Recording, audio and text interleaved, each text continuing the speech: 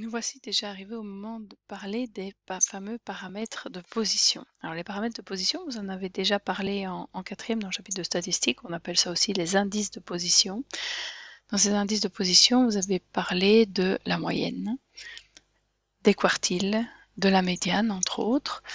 Eh bien, cette année-ci, on va principalement se concentrer sur le paramètre de position que vous appeliez à l'époque la moyenne, sauf que cette année-ci, on va parler plutôt d'espérance mathématique.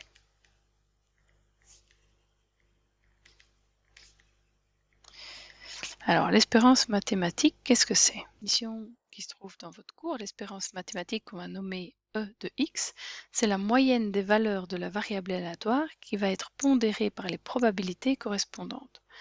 Le terme d'espérance lui vient du fait que le calcul des probabilités a d'abord été appliqué à tout ce qui était jeu de hasard, et donc c'est ce qu'on pouvait donc, espérer gagner si on misait de l'argent. Donc, on vient de le dire, l'espérance correspond à une moyenne, qu'on appelle moyenne pondérée, c'est-à-dire au gain moyen lorsqu'on y joue un grand nombre de fois. Si on reprend le jeu, toujours des 32 cartes avec 0, 1, 2, 3 ou 5 points, avec des probabilités de 1 demi, puis 1 huitième en fonction du type de carte qu'on pêche, la probabilité que x soit égal à chacun des petits xi, l'espérance mathématique de ce jeu, ce n'est rien d'autre que la somme sur les 5 colonnes, donc la somme pour i allant de 1 à n des xi fois pi égale à mu.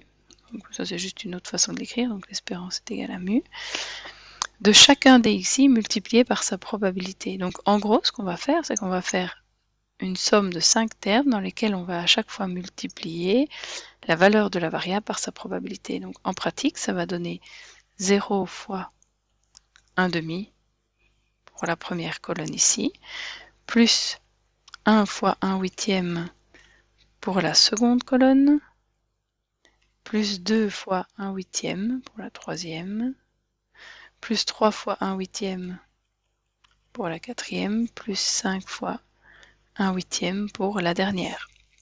Bon, ben, 0 fois 1 demi, ça fait 0.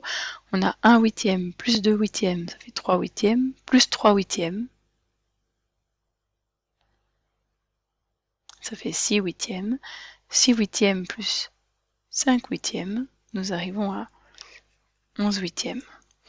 L'unité, c'est évidemment la même unité que l'unité de notre variable, c'est-à-dire dans ce cas-ci, pour le jeu de cartes, on peut s'attendre en moyenne à 11 huitièmes de points lorsque, par carte pêchée, si on renouvelle l'expérience un très très grand nombre de fois.